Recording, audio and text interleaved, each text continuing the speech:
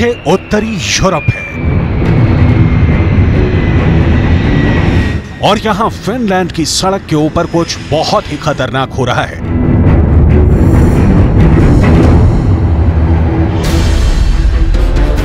सामने बहुत गौर से देखिए, आपको एक विमान नजर आएगा। यह दुनिया का सबसे खतरनाक फाइटर जेट है और फिनलैंड के उस हाईवे पर जहां गाड़ियां 200 किलोमीटर की रफ्तार से गुजरती हैं, वहां यह फाइटर जेट अचानक लैंड करता है। इस लैंडिंग के बहुत बड़े मायने हैं क्योंकि अब यह हाईवे आम हाईवे नहीं रहा। यह हाईवे अब नाटो और रूस के बीच युद्ध का हाईवे बन चुका है। इसी हाईवे से रूस पर हमले की तैयारी हो रही है। डर है कि यह हाईवे अब वर्ल्ड वॉर का लॉन्चिंग पैड भी बन सकता है। इस हाईवे पर वो फाइटर जेट उतारा गया है जो नॉर्वे को अमेरिका से मिला है। यह F-35 स्टेल्थ फाइटर जेट है और यहां फिनलैंड के हाईवे पर उतरने के बाद इस लड़ाकू विमान ने साबित कर दिया है कि इसे हाईवे से भी लॉन्च किया जा सकता है।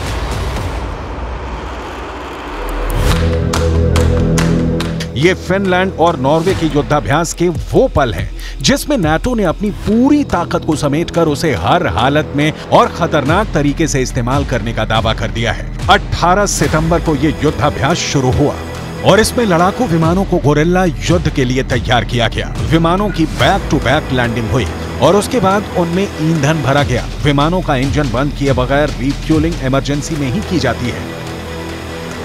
ऐसा युद्ध के दौरान ही किया जाता है। इसे कहा जाता है हॉट पिट रिफ्यूलिंग। इसके बाद विमान फिर से टेक ऑफ कर जाते हैं। ऐसे ही लड़ाकू विमान एक हमले के बाद दूसरे हमले के लिए तैयार किए जाते हैं।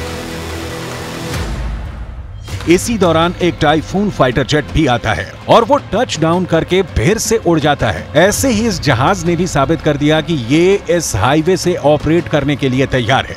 रूस के लिए ये युद्धाभ्यास इसलिए खतरनाक है क्योंकि फिनलैंड और रूस के बीच करीब 1300 किलोमीटर का बॉर्डर है और यहां पर नाटो का ऐसा युद्धाभ्यास साफ साफ मैसेज है कि मॉस्को पर हमले के लिए विमानों को ऐसे ही हाईवे से लॉन्च किया जा सकता है। फिनलैंड को इसी वर्ष नाटो में शामिल किया गया है और वो अब अमेरिका से ऐसे ही 64 F-35 फाइटर जेट खरीदने की तैयारी कर रहा है। सवाल है कि क्या रूस के लिए ये बहुत बुरी खबर है?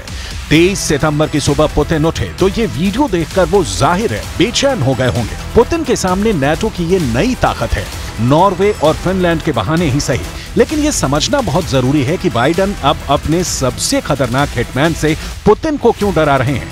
वो पुतिन को डायरेक्ट चैलेंज क्यों कर रहे हैं और इस खतरे का लेवल क्या है। आप इस बहुत ही खतरनाक फाइटर जेट के बारे में जान लीजिए क्योंकि अमेरिका और रूस के भी किसी भी बड़ी टक्कर में अमेरिका सबसे पहला बार इस फाइटर जेट से करना चाहेगा।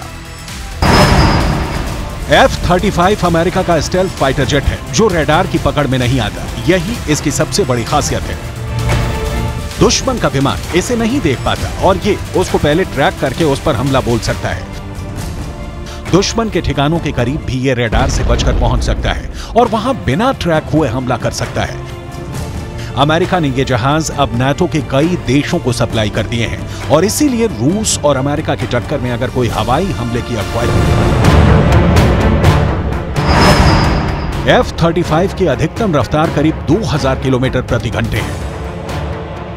अमेरिका के पास अभी करीब 500 F-35 विमान हैं, लेकिन अमेरिका अब अपनी पूरी F-16 फ्लीट को F-35 से बदलना चाहता है और उसकी तैयारी है कि अमेरिका की एयरफोर्स में ऐसे करीब 2500 विमान होंगे।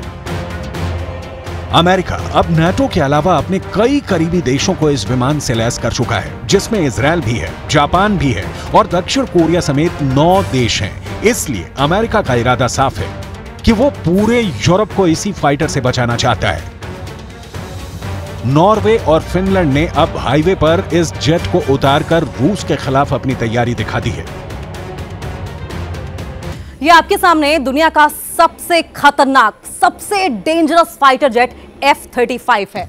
ये 5th generation multi role combat aircraft भी है। इस एक लड़ाकू विमान की कीमत 1000 करोड़ रुपए के करीब है। ये अमेरिका का सबसे महंगा फाइटर प्लेन है। ये एक स्टेल्थ फाइटर जेट जी हाँ, ये एक स्टेल्थ फाइटर जेट है जिसका साफ तौर पर मतलब हुआ ये कि रेडार इसे ट्रैक नहीं कर पाएगा, जो रेडार की पकड़ में नहीं आएगा। और इसकी बॉडी पर एक खास किस्म की कोटिंग होती है जो कि रेडार तरंगों को एब्जॉर्ब कर लेता है, सोख लेता है। और इसके अलावा इस फाइटर जेट का रेडार, एवियोनिक्स और सभी सेंसर जो है वो बहुत मजबूत होते हैं और इसी वजह से ये दूर से खतरे को सेंस कर लेता है। लेकिन इसके अलावा इसकी क्या खासियत है? पायलट का हेलमेट भी बहुत खास होता है जिसकी कीमत 3 करोड़ रुपए होती है। देखिए, ये कॉकपिट है और कॉकपिट में पायलट जब बैठता है तो एक खास तरह का हेलमेट लगाता है जिस हेलमेट की कीमत 3 करोड़ रुपए के आसपास होती है।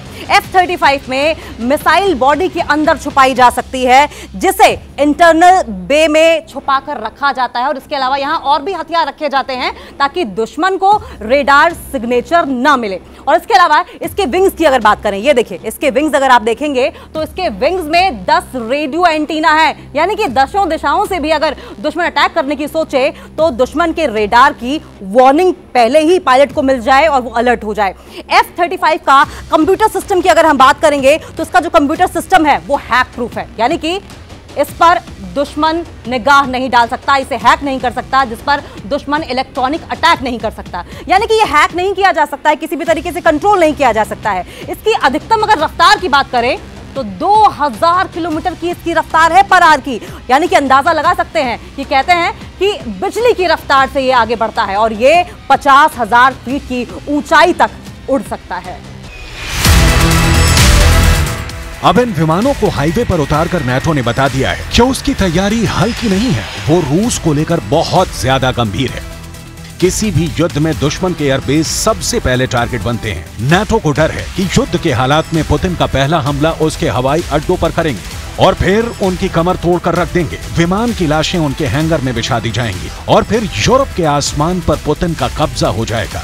अब आइडिया यह है कि ऐसे हाईवे को भी एयरबेस के तौर पर इस्तेमाल किया जाए जहां पुतिन के लिए बमबारी करना आसान ना हो और फिर काउंटर अटैक के लिए मौका भी हो और विमान भी हो। पूरे यूरोप में पुतिन को लेकर दहशत बहुत ज्यादा है, इसमें कोई दो राय नहीं है। ये बात पुतिन और उनकी फौज भी बहुत अच्छी तरह से जानती है। पुतिन के खिलाफ नाटो का मिलिट्री मीटर देखिए। अब तक ये नाटो का डिफेंसिव या रक्षात्मक नीति पर चलता रहा है, यूक्रेन की आड़ में रूस से लड़ता रहा है, लेकिन अब इसके मीटर का कांटा आक्रामक वाले दर्जे पर पहुंच चुका है। हाल ही में नाटो ने एयर डिफेंडर नाम का युद्धाभ्यास भी इसीलिए किया था।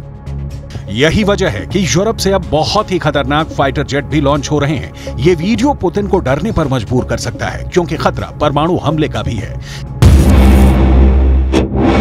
ये अमेरिका का F-35 है।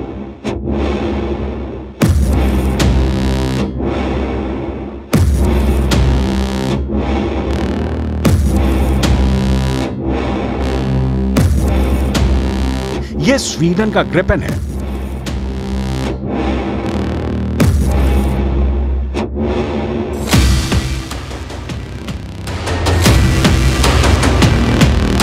ये ब्रिटेन का यूरोफाइटर है।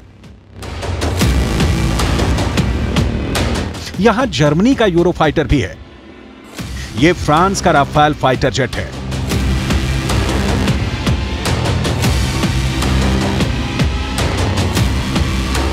ये नॉर्वे का F-18 सुपर हॉर्नेट है।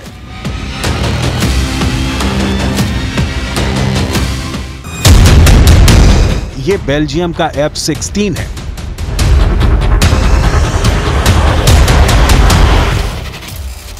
इन सबके टारगेट पर है पुतिन की राजधानी यानी मॉस्को। ये फाइटर हर दिशा से उड़ेंगे और इनके निशाने पर होगी रूस की कैपिटल। रूस पर सबसे बड़ी बमबारी के लिए यूरोप और नाटो की एयरफोर्स पूरी तरह से तैयार है। अगर ये विमान रूस की सरहद में घुस गए तो क्या होगा? क्या पुतिन इन्हें रोक पाएंगे या मॉस्को पर ऐसी बमबारी करेंगे कि नौबत वर्ल्ड वॉर की आ जाएगी?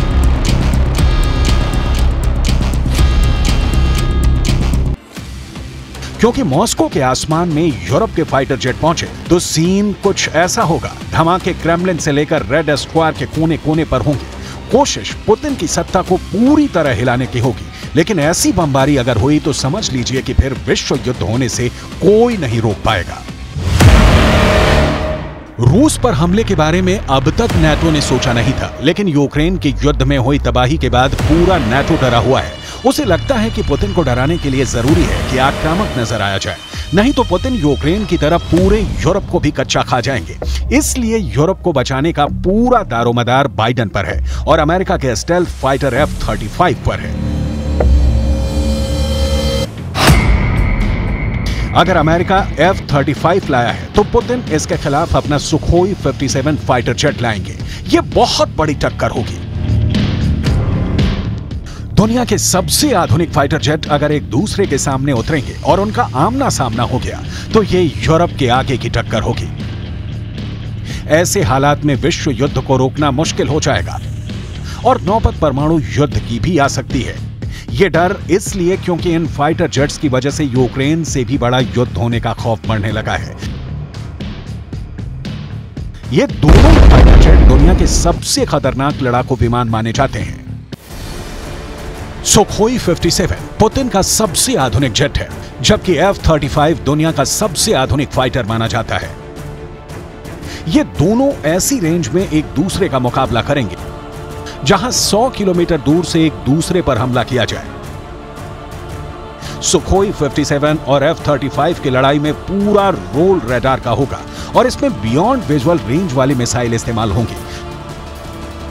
सुखोई 57 और F-35 ये दोनों ही स्टेल्थ फाइटर जेट हैं जो रडार की पकड़ में नहीं आते। इन दोनों का मुकाबला हुआ तो रूस और अमेरिका की टेक्नोलॉजी की टक्कर भी होगी।